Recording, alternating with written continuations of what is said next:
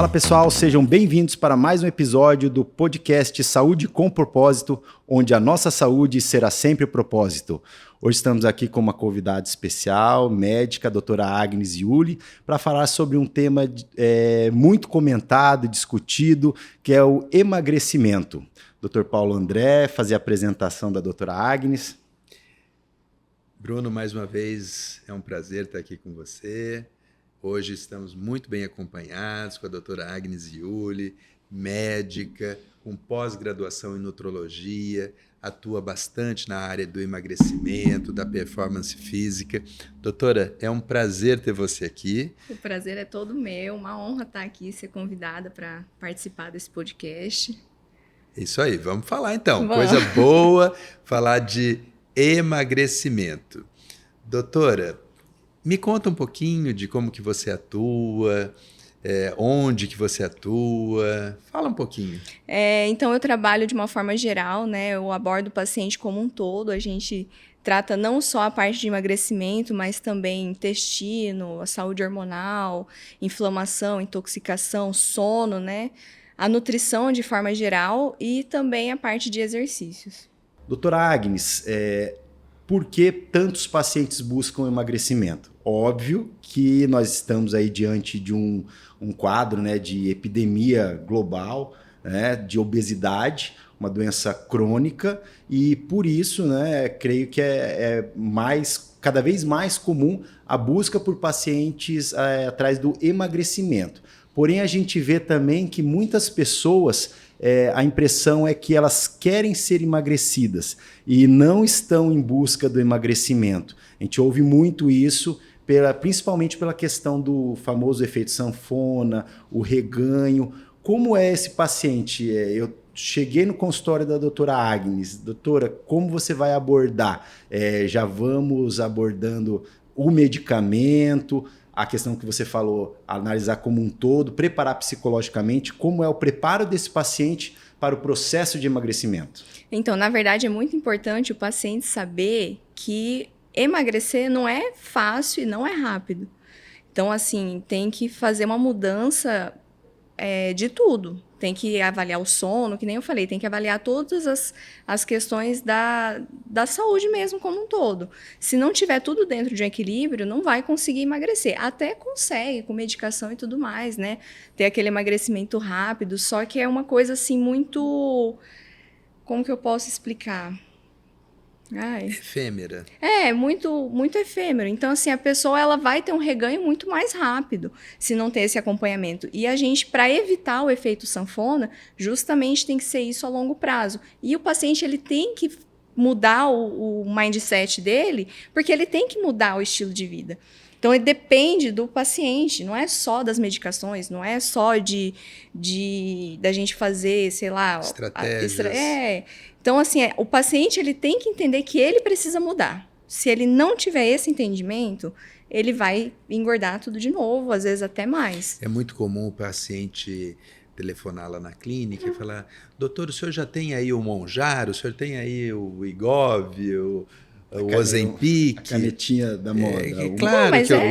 Claro que eu tenho, mas o meu tratamento não se resume a isso, né? Não, eu tenho muitos pacientes que eles mandam mensagem já querendo saber quanto que eu tô cobrando. E assim, só para deixar claro, o médico não vende a medicação. O médico, ele tá fazendo o acompanhamento.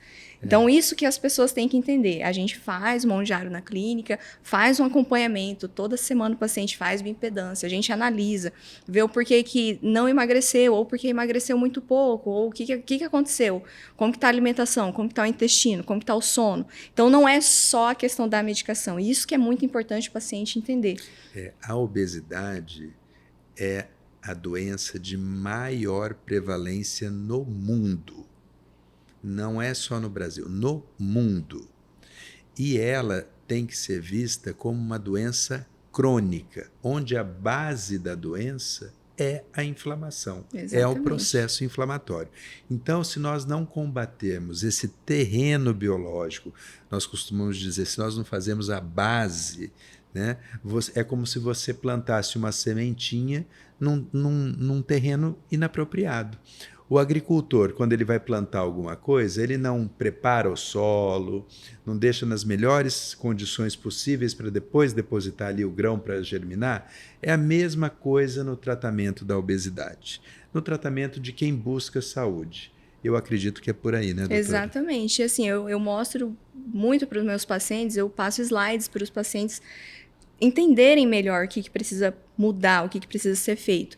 E o meu último slide, inclusive, é justamente a foto de um iceberg, porque o paciente ele chega querendo já o resultado, e ele quer o resultado para ontem. E aí eu mostro para ele que não é só o emagrecimento, a gente tem que tratar tudo, é o que o Paulo falou, a gente tem que fazer primeiro a base, que aí o emagrecimento vem muito mais rápido e o emagrecimento saudável, que esse é o ponto importante. Porque, como vocês falaram, a obesidade é uma doença crônica. Então, se o paciente ele não ter toda essa mudança, não tratar, não mudar essa base, ele vai ter o reganho e ele vai. Às vezes, o paciente ele precisa continuar usando medicação. E não só reganho, né? Muitas das vezes, algumas estratégias utilizadas, uma delas é a cirurgia bariátrica. Sim. O paciente emagrece, mas quantas comorbidades não aparecem depois? Exatamente. Não é? Justamente porque não foi feito um tratamento como um todo, um tratamento multidisciplinar, um tratamento da base, do seu terreno biológico.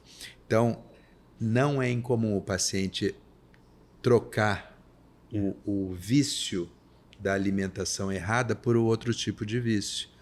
Troca aquele monte de produtos processados que ele utilizava, que muitas das vezes já não cabe mais no estômago que foi reduzido a bem pequenininho, ele troca por uma bebida alcoólica. É muito comum, né? Ou ele com a bebida alcoólica. Exatamente. Ou ele troca por substâncias muito calóricas que sejam líquidas, de mais fácil deglutir. O cérebro vai buscar um alternativa a gerar aquela serotonina, dopamina, né? Esses hormônios que a comida era o amigo era o amigo de todas as horas, né?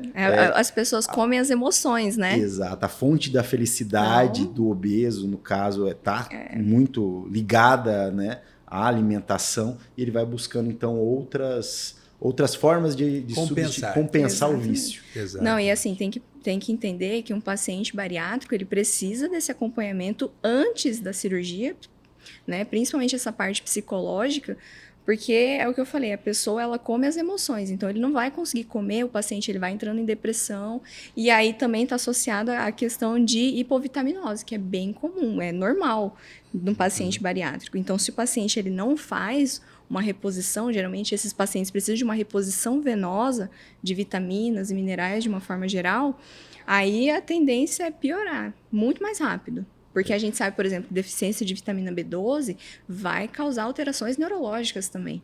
Importante. Então, tem que ter esse entendimento. As deficiências nutricionais, então, muitas vezes o paciente pode ter emagrecido, porém vai apresentar deficiência de B12, B9, Sim. uma vitamina D. E nesse ponto, eu gostaria que você falasse um pouco sobre a suplementação. A suplementação que muitos pacientes, né, falam, vou tomar remédio, vou ter que tomar medicação, eu já tomo a estatina, alguma ina nova, já tomo metformina, aí mais um remédio, suplementação é remédio, não é? É necessário, não é? Como funciona? Como você aborda e convence a suplementação? A suplementação é muito individual. Cada pessoa precisa de um determinado suplemento e precisa de uma determinada dose daquele suplemento. Mas, de uma forma geral, todos os meus pacientes saem pelo menos com magnésio, porque o magnésio ele é importante para todos os tecidos, né? Então, a gente tem uma necessidade muito grande de magnésio para a saúde muscular, para a saúde cardiovascular. E eu fico até perdido do quantos magnésios eu vou querer sem querer cortar, porque senão a doutora vai embalar em outro, essa do magnésio eu quero saber. E na nossa alimentação diária tem uma carência grande de magnésio. Tem mesmo. O solo nosso não é tão rico em magnésio. Geralmente, países que têm áreas vulcânicas têm o solo melhor. Até porque, né? Paulo, aqui a nossa alimentação é tudo cheio de agrotóxico. Sim. Né? Então, até uma salada que a gente vai fazer tem agrotóxico. Então, o solo é muito pobre de nutriente. Então, a gente tem essa carência nutricional mesmo. né? E aí eu faço para todos os meus pacientes o magnésio. A vitamina D vai depender de cada paciente, vai depender da dosagem de cada paciente. Então, isso daí é muito individual. E a creatina também, meus pacientes não saem sem creatina do consultório, não saem. E qual o melhor momento para tomar a creatina? É pré-treino, é pós-treino, antes, durante, depois? Qualquer horário que o paciente lembre de tomar. O importante é tomar. O importante é tomar. E tem que tomar Diariamente. todos os dias, exatamente, diariamente. Porque a creatina, ela é um suplemento com grau de evidência A para benefício não só da parte muscular, para benefício neurológico também. Então, todos os pacientes, eles têm benefício da creatina e ele tem que usar de forma crônica para ter o efeito. Então, não é porque eu comecei a tomar agora creatina que eu já vou ter o efeito dele, não. Inclusive, tem alguns casos que o paciente ele precisa ter uma melhora mais rápida da saúde muscular e tudo mais, a gente faz um protocolo de depósito. Então, aumenta a dose, o paciente toma, por exemplo, umas 3 vezes por dia, né, a dose que ele vai precisar, e aí na outra semana já normaliza e toma uma vez e vai embora, entendeu? Mas todos os pacientes têm... e é super seguro, né? E é só para quem treina ou não? Não, para todo mundo. Todo mundo? Todo mundo. Claro que a gente tem... Até o vovozinho, principalmente o vovozinho, pacientes... Vovozinhos. Você tem que tomar creatina. Eu vou fazer uma correção aqui, Bruno. Quando você pergunta, é só para quem treina? Nossos pacientes treinam. Treinam. Todos treinam. Não vai sair com uma prescrição só de creatina. É creatina e treino. Na prescrição tem que ter o treino. Alimentação adequada, suplementação. Então, e eu pego no pé mesmo. Exatamente. Tem que fazer exercício físico. Senão, são várias vertentes que a gente tem que dar atenção a todas elas. Exatamente. Entendeu? Porque assim, você perguntou, e o vozinho? O vozinho é sarcopênico.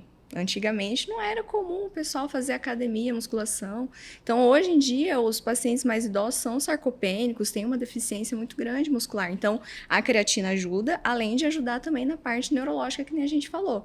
Então, o idoso ele vai ter benefício, o adolescente vai ter benefício, o adulto vai ter benefício, a gestante vai ter benefício. E assim, a creatina não deixa cair cabelo, né? Vai fazer mal para o rim? Não vai, mas claro que a gente tem que avaliar. Vamos avaliar a função renal, vamos ajustar a dose, entendeu? Mas não que o paciente não pode tomar porque é contraindicado. Não, mas tem que ser muito bem avaliado. Exatamente, você falou de sarcopenia, né? Voltando para o nosso assunto inicial, obesidade, o obeso quase sempre é sarcopênico. Quase sempre é. Né? Porque ele tem uma massa gordurosa elevada. O que é a obesidade? Excesso de adiposidade, associada a uma alteração funcional de órgãos. Tá?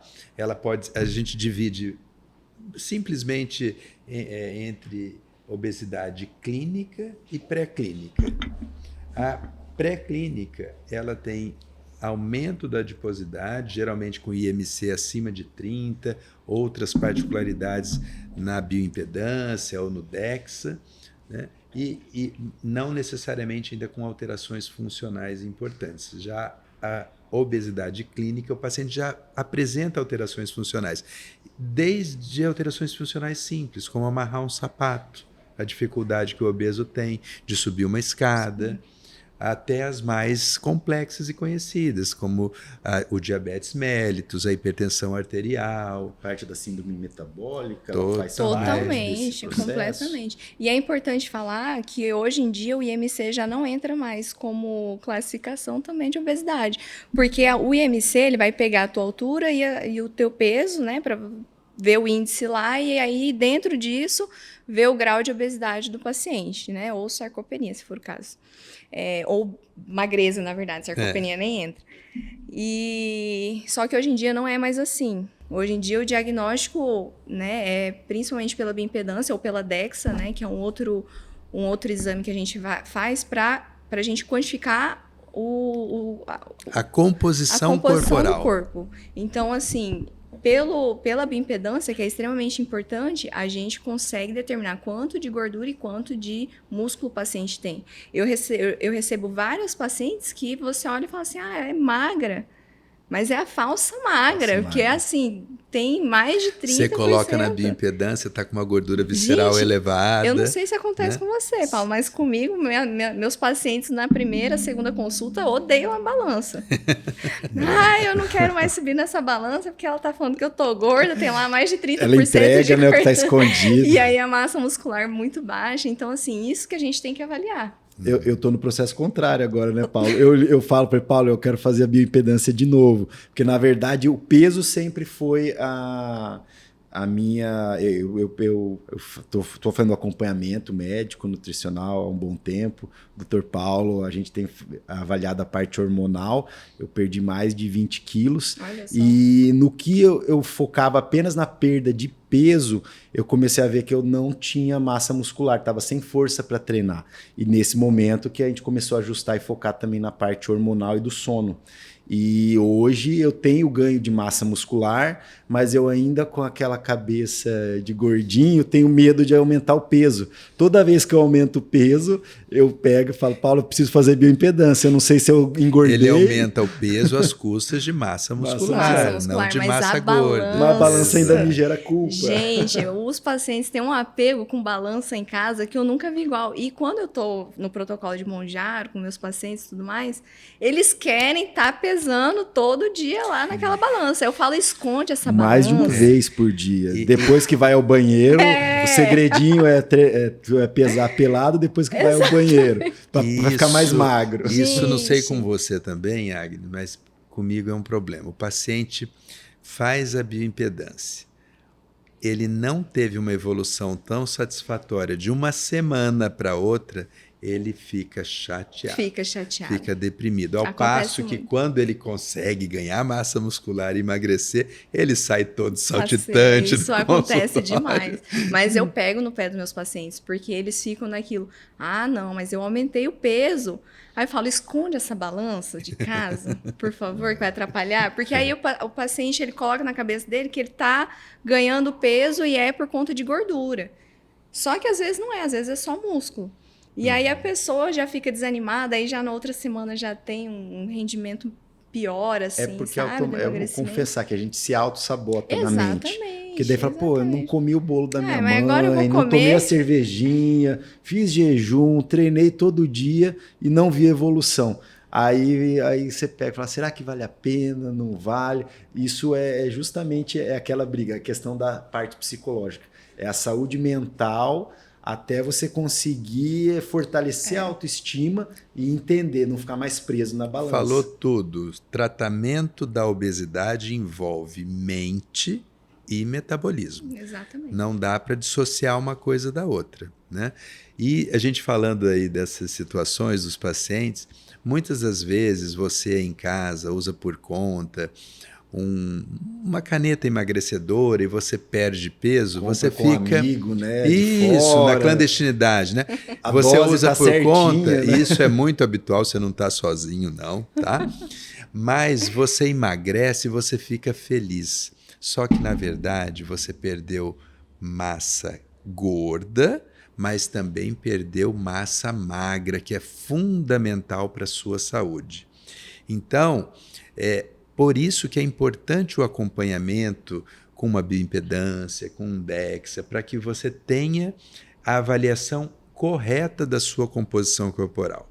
Quando você usa simplesmente essas estratégias emagrecedoras, com essas medicações, esses análogos de GLP-1, de GIP, você com o tempo vai emagrecer, porém vai diminuir a sua taxa metabólica, porque você perde músculo também. E quando você para de usar a caneta, você volta a ganhar peso, tem o reganho de peso, com uma taxa metabólica baixa, mais baixa do que você tinha anteriormente. Então a tendência é que você engorde ainda mais. Desta forma, é fundamental o acompanhamento médico. Com certeza. E essas, só para a gente finalizar essa parte das canetas, que agora eu também quero tiro a dúvida, e porque o que realmente ela faz, né, que dá tão certo? Eu nunca utilizei. Dentro da estratégia eu tinha receio até de tomar suplementos antes. Por isso que eu falei, qual que é a sua estratégia para convencer? que teve um período que nem creatina eu não tomava, porque achava, não, vai dar algum problema. As pessoas acham que a creatina incha, e É, aí não quer eu tomar. falei, eu já tive pedra no rim quando eu fiz exame uma vez, não quero tomar nada, né? E eu vi que estava com dificuldade do ganho de massa, né? Mas o que esse medicamento realmente faz? Tira fome, quebra gorduras? Qual que é o segredo desse medicamento que é usado na estratégia de emagrecimento? Então, o Ozempic e o Wegovy, eles são a mesma medicação, com nome comercial diferente, e o Wegovy, ele tem várias dosagens, tá? O Ozempic, ele é o análogo de GLP-1. GLP-1 é um hormônio produzido no nosso intestino, que ele dá saciedade, Então, assim, a gente tem que entender como que o nosso corpo primeiro funciona. Quando eu estou com fome, o GLP-1, ele tá baixo. E aí o meu cérebro, ele fala que eu tô com fome. E aí eu preciso me alimentar. Quando eu tô comendo, aí eu recebo um sinal no meu cérebro, porque o meu GLP-1 produzido no intestino, ele aumenta, né, por conta do aporte nutricional que eu tô recebendo. E aí ele manda um sinal pro meu cérebro falando, estou saciado. Da mesma forma, o GIP, que é o que está na tirzepatida, que é o análogo de GLP-1 e do GIP. Então, eles dão esse sinal de saciedade. Então, você não sente fome. Além do que, eles diminuem a motilidade gastrointestinal. Então, ele faz com que você fique mais tempo saciado. Né? Tem um esvaziamento mais lentificado. Então, por isso... Ele não diminui a absorção dos nutrientes. Não, ele só diminui o funcionamento do trânsito intestinal mesmo. Por isso que alguns pacientes têm constipação. Fica com o intestino Exatamente. Engraçado que a tirzepatida, alguns pacientes tendem a ter diarreia. Tá? Então, pode ter dor abdominal, justamente porque pacientes que comem, quando sentem fome, querem comer uma quantidade maior, ou alimentos muito gordurosos, alimentos muito pesados, acabam tendo dor mesmo abdominal. Então, tem que ter esse cuidado também quando a gente faz uso dessas canetas, né? E agora tá saindo mais duas, né? Inclusive, que é a retratutida. Trava-língua. Mas já tem gente vendendo. Tem. E assim, tem que ter muito cuidado, porque não foi nem liberado nos Estados Unidos. O FDA ainda não liberou, entendeu? E aí aqui no Paraguai já está vendendo. Então vocês têm que ter muito cuidado. Tem que ter muito cuidado. Mas assim, vai ser uma medicação excelente, porque ao ponto que o Ozempic é o análogo de GLP-1. A tirzepatida é o análogo de GLP-1 com GIP. A retatrutide, ela é um análogo de GLP-1, do GIP e do glucagon. Então, ela vai ter um efeito de emagrecimento muito mais rápido em um curto espaço de tempo. Isso. Então, vai ser uma medicação excelente. E a gente está na corrida das canetas emagrecedoras. Então, você pode... né? E já vem, isso não é de agora. Se você parar para pegar, desde antes, desde a... Victosa? Liraglutida. Liraglutida. Desde a liraglutida. Tem outro. Esqueci o nome do outro agora. Tá, depois a gente lembra. Enfim. O Trilucid. É que é o nome de marca. Que isso já nem é da minha época. Nem da minha.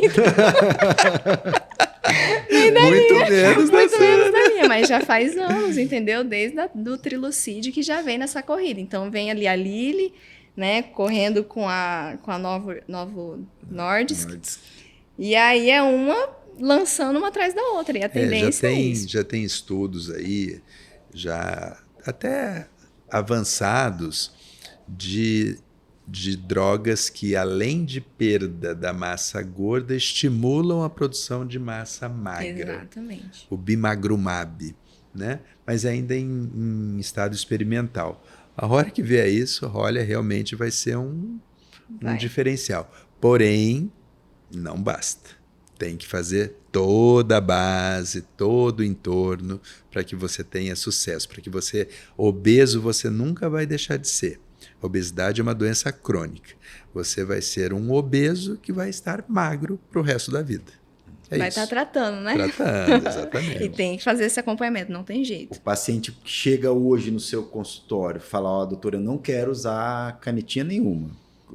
Qual vai ser a nossa estratégia? fazer a base. A base. Tem que fazer a base. Tem que desinflamar, tem que mudar a alimentação, tem que fazer uma atividade física. E não é só atividade física de esporte, não é só um aeróbico, né? Eventualmente fazer, não, tem que fazer atividade física resistida, tem que de gerar, força. Exatamente, tem que fazer o músculo trabalhar, você tem que ganhar músculo. Eu tenho o cardio versus musculação. Então, a musculação é fundamental nessa estratégia? Demais. É prioritária, não que você não deva fazer o cardio aeróbico, né? Mas a prioridade deve ser o exercício resistido, exercício de força. Outro tipo de exercício também que tem um resultado muito bom, os trabalhos mostram no tratamento da obesidade, são os chamados HIIT, né? Os exercícios intervalados de alta intensidade. São exercícios de curta duração, onde você intercala alta atividade com baixa. CrossFit? Não, é um como minuto se fosse, numa esteira em alta velocidade, 1 minuto caminhando. Mais um minuto. Se fosse um treino, como eu posso dizer, de tiro, por exemplo, de corrida. Isso. Você vai fazer um tiro de 200 metros em alta intensidade, aí você dá uma freada e corre numa velocidade mais tranquila. Aí você dá outro tiro com uma velocidade muito rápida. O aeróbico. O HIIT ele funciona mais para a parte aeróbica, mas pode ser também na musculação. Musculação pode ser na bicicleta, pode ser na esteira. Aí o professor de educação física é a pessoa mais habilitada para discutir esse assunto.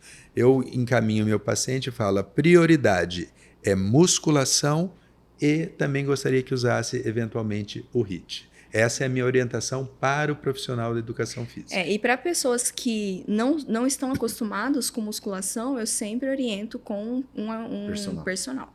Porque assim, se você faz errado, se você tem... E a gente se sabota, né? Isso. Porque a gente cansa na atividade física. Fazer sozinho, a gente vai fazer sozinho, você vai dar uma burlada, vai pular série, vai fazer errado, vai ficar muito tempo descansando que não deveria. Então isso tudo vai... distrair no celular. Vai ficar no celular. Então assim, tem que ter um acompanhamento com... Eu diria que para sempre. Para sempre. Né? Não é só... Mesmo você que sabe treinar, eu eventualmente estou sem o meu personal, é raro, mas eventualmente eu vou treinar sem ele, eu vejo que o meu treino não tem a mesma qualidade. O rendimento é outro, né? Cai bastante. Pega mais leve com você do que o personal. É o que ela falou, a gente se sabota. E assim, eu tenho...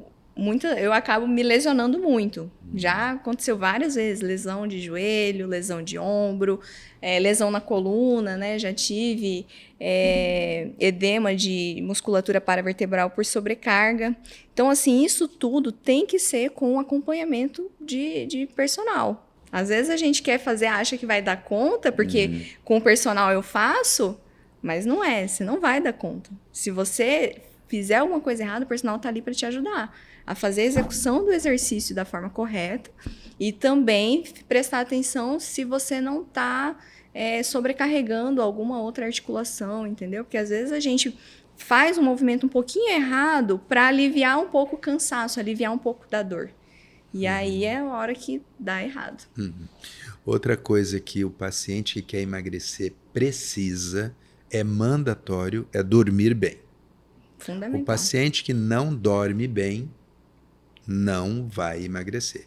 Então, como estava falando na questão da atividade física, do exercício físico, lá na academia você vai destruir músculo.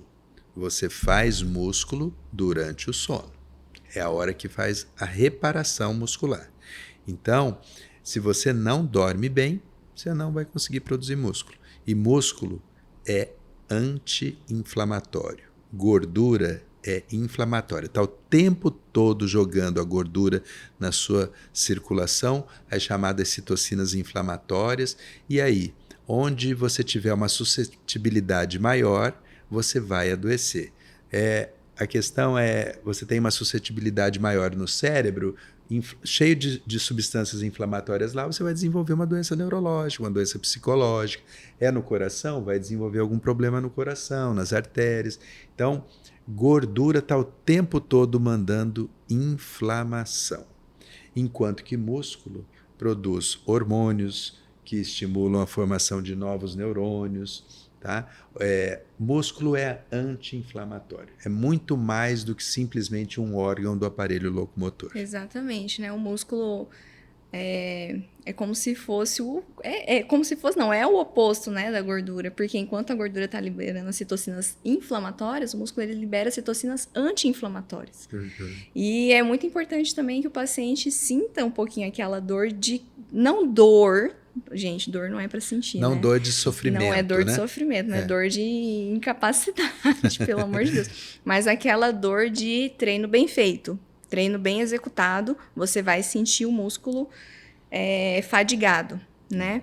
Isso é muito importante, porque significa que o treino foi efetivo, teve as microlesões, gerou aquele processo inflamatório saudável no músculo, e aí o músculo ele vai regenerar, como o Paulo falou, no sono e no repouso. Então tem que sempre ter essa intercalar, né? Outra coisa muito importante, Bruno, em relação a exercício físico, é que a gente é simplesmente didático, mas atividade física é uma coisa, exercício físico é outra, tá? Então a gente recebe o paciente, não, mas eu jogo bola, varro meu quintal, eu lavo roupa, eu subo a escada do prédio. Isso sim, muito legal, é uma atividade física. Agora, o exercício físico, não.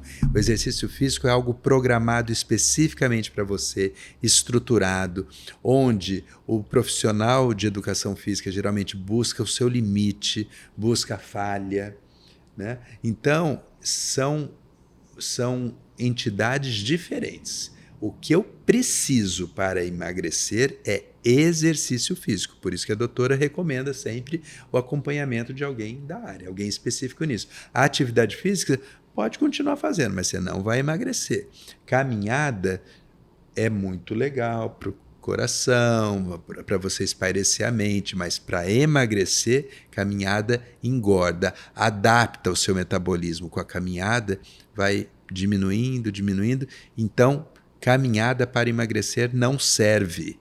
É exercício de força, exercício resistido, é musculação.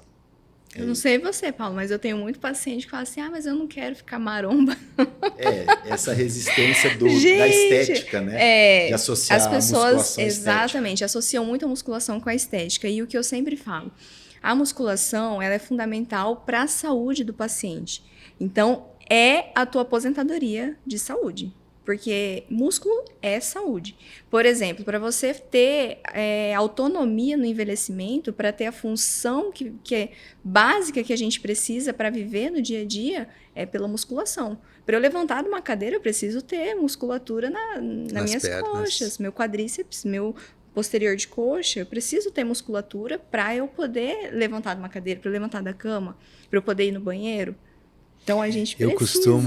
Eu vou até desafiar você aí agora, tá? Então, eu chego para o meu paciente e peço para ele está sentado, peço para ele levantar. Se ele apoiar os braços, já está reprovado. Ele tem que levantar sem o apoio dos braços. Tá? Então, isso é um parâmetro importante que a gente olha, às vezes acha que é uma coisa que está passando despercebida. Não, tudo tem um motivo. Exatamente. Né?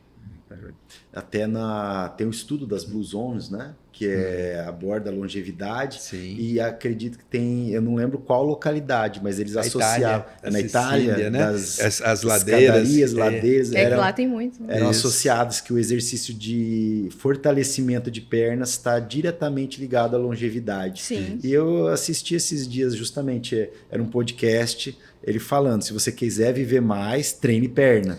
Porque também o homem tem isso, né? Vou lá treinar, mas não gosto de treinar perna. Mulher vive mais por isso. Fica fortão treinar em cima com 2 cambitinhos. É o segredo das mulheres, adoram treinar perna, né? E o homem não treina perna, então tem esse impacto aí do treino também. Não é só trabalhar a musculação, mas trabalhar como um todo, trabalhar toda a parte, né, de fortalecimento. O homem não treinar só na parte de cima, né? E a mulher também tem que trabalhar a parte por causa da coluna, né? Postura, que senão vai ter depois os problemas posturais, né? Mas eu vou te falar uma coisa, a mulher, quando ela pega o gosto por musculação, O que ela mais gosta de treinar é membro superior, viu? Quer ver a cebolinha, porque aí começa a aparecer, a mulher começa a ficar estimulada. Mostrar a roupa, né? Então, exatamente. Eu até, mudando um pouquinho o nosso foco aí de exercício físico, recentemente, agora em janeiro de 2025, uma das revistas mais conceituadas do mundo, a The Lancet, ela mostrou um consenso que teve com mais de 70 especialistas do mundo inteiro a respeito de obesidade. E uma das coisas que foi muito abordada foi algo que a gente chama, entre os médicos aqui, de neuroobesogênese. Ou seja, a obesidade, ela tem como um dos fatores principais a inflamação de determinadas áreas do sistema nervoso central, basicamente o hipotálamo, alguns núcleos dele, e que são responsáveis pela nossa orientação do gap energético, ou seja, chega ali a informação da alimentação, da nutrição, e ela vai direcionar o que vai ser gasto com energia e o que vai ser acumulado. O paciente obeso, ele tem um déficit nessa regulação da homeostase da massa gorda. Ou seja, chega ali a informação, ele já manda tudo para acumular. Pouca coisa para gastar. Então, isso é algo assim bastante importante. E o que é que inflama esse hipotálamo? Algumas coisas, mas basicamente do mundo de hoje, não. É o cortisol. Sim. Que é o principal hormônio do quê? Do estresse. Então, o cortisol inflama, e por isso que a gestão do estresse, a gestão da ansiedade e também a autoestima são fundamentais no tratamento da obesidade. Então, eu costumo muito abordar os meus pacientes com o neurocomportamento. Nós, muitas das vezes, queremos controlar o mundo. Controle o que você tem capacidade de controlar. O que você não tem a capacidade de controlar, esquece, deixa para Deus, é com Ele. Isso é muito importante na obesogênese, na formação da sua gordurinha, tá bom? Então pense nisso. E é o mais difícil, né? Muito. De ser tratado na parte de obesidade, essa questão de estresse, de ansiedade, é o mais difícil da gente tratar. E o paciente, ele não entende isso, acha que é só emagrecer e pronto. E aí também tem a questão do intestino, tem uma série de coisas que a gente tem que tratar. Hoje, o nosso intestino tem trilhões de bactérias, que é fundamental. A gente precisa dessas bactérias para viver. Sem elas, a gente não faz nada. E aí, quando o nosso intestino também não está adequado, o paciente também não consegue emagrecer. A disbiose intestinal, disbiose, né? Tem também o leaky gut, que é a hiperpermeabilidade intestinal, porque não absorve os nutrientes adequados, né? E aí pode gerar hipersensibilidade alimentar. Então, várias coisas vão puxando. Eu até falo para meus pacientes de estudos que tem em camundongos, onde foram estudados a microbiota dos camundongos obesos, camundongos magros, e aí tem uma desproporção, tem uma mudança da flora intestinal bem significativa desses camundongos, sabe? Não tem como tratar a obesidade sem tratar o intestino. Não tem. Tem que tratar o intestino, tem que tratar a mente, tem que tratar o o sono exercício. Tem que fazer Por isso que não adianta tomar apenas uma medicação achando que aquilo é a solução do seu problema. Não é. Não é mesmo. E uma das coisas que eu sempre pergunto para os meus pacientes é: quanto você está disposto a abdicar das suas regalias para poder emagrecer? Porque não vai depender de mim, vai depender do paciente. Se o paciente não abdicar das coisas que ele gosta, né, que não vou falar assim, eu gosto, né, de musculação. Tem gente que gosta. Agora eu gosto. Eu não gostava, não. Sem dor, treinando certinho. Exatamente. Foi algo que eu aprendi a gostar também. Vocês falaram do intestino. Eu sempre tive intolerância a leite, lactose, né? Brigava um pouquinho, consumia coisas sem lactose, achava que estava tudo bem. Ao glúten, depois eu descobri também. E tinha uma dor crônica no ombro, que eu associava à odontologia, né, ao trabalho, e não treinava, não conseguia treinar, mesmo com cargas leves. A partir do momento que eu tratei a disbiose, melhorei a alimentação, passou a dor, né? Desinflamou, a dor no ombro sumiu. Exatamente. Eu já achava que ia ter que operar, né? A gente já vai fazer ressonância, já quer tomar infiltração, fisioterapia e tal, e a dor sumiu. Hoje eu treino, até estou em progressão de carga agora. Você tratou... Estou surpreso com o peso que eu jamais...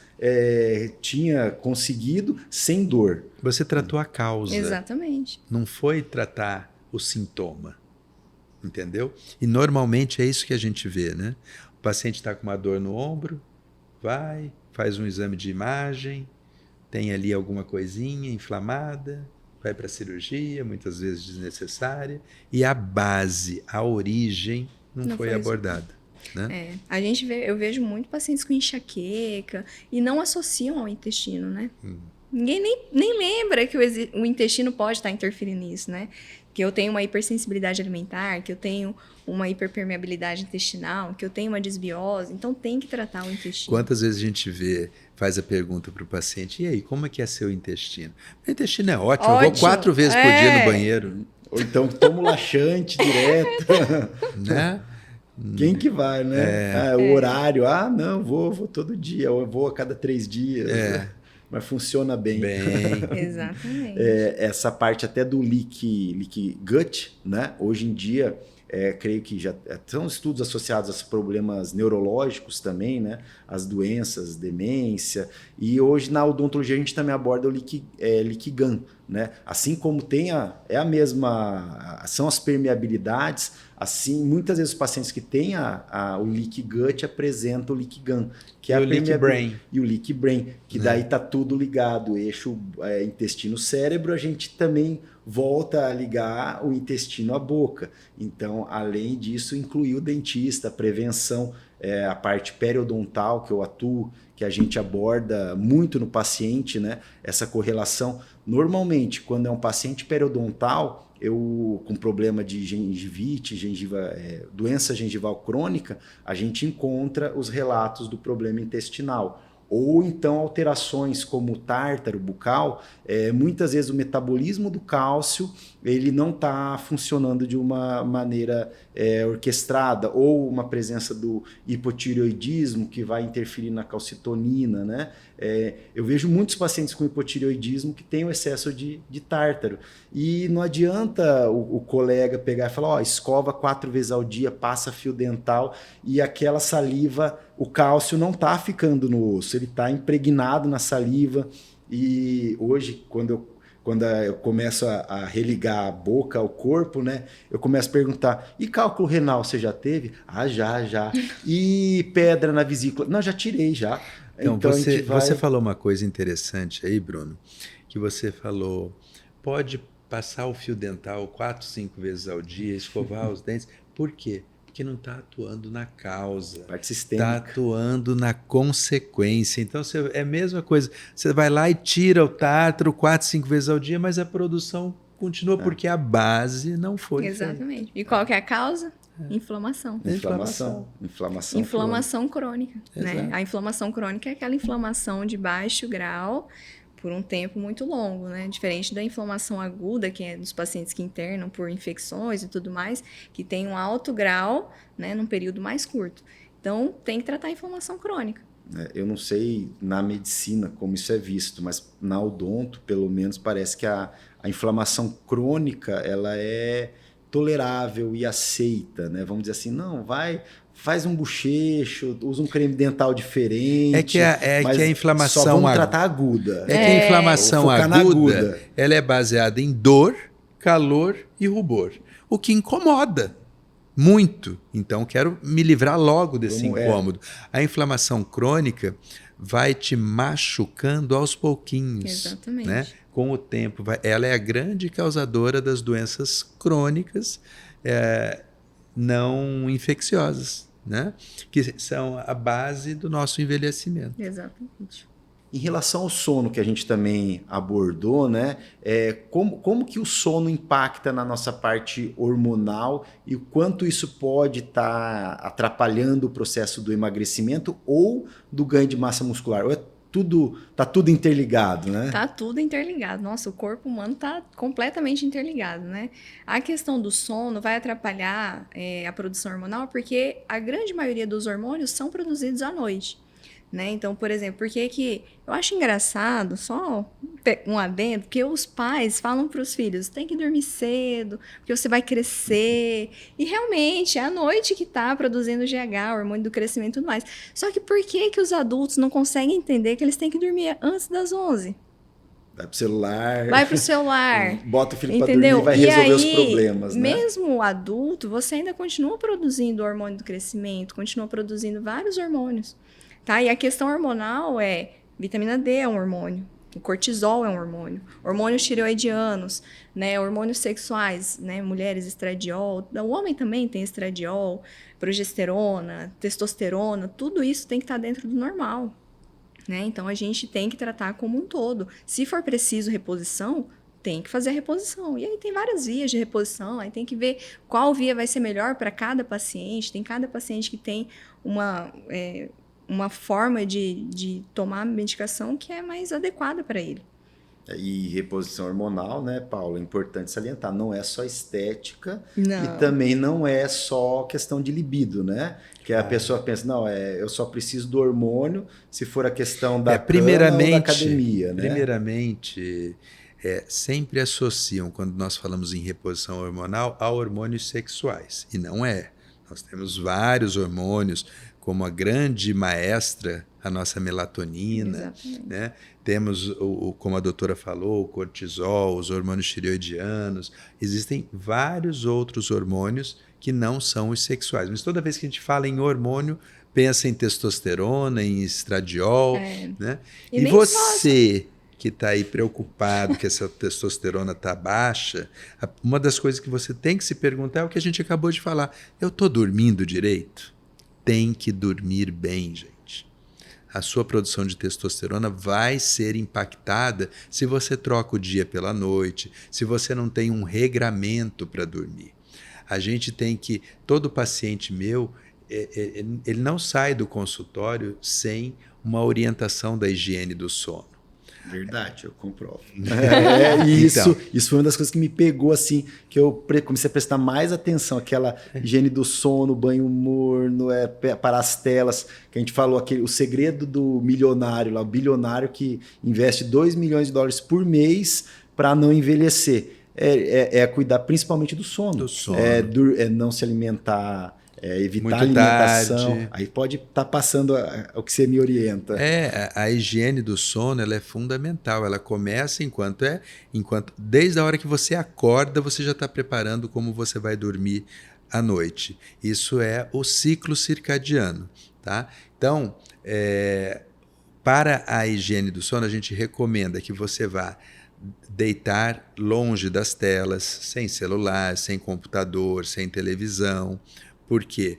Porque essa luz azul desses aparelhos, elas diminuem, elas incapacitam você de produzir a melatonina, que além de ser o conhecido hormônio do sono, ela tem milhares de outras funções. Mas especificamente em relação ao sono, você não vai produzir a melatonina no horário certo se você estiver de frente dessas telas. Você tem que estar num quarto numa temperatura adequada, com uma roupa de cama gostosa, silencioso.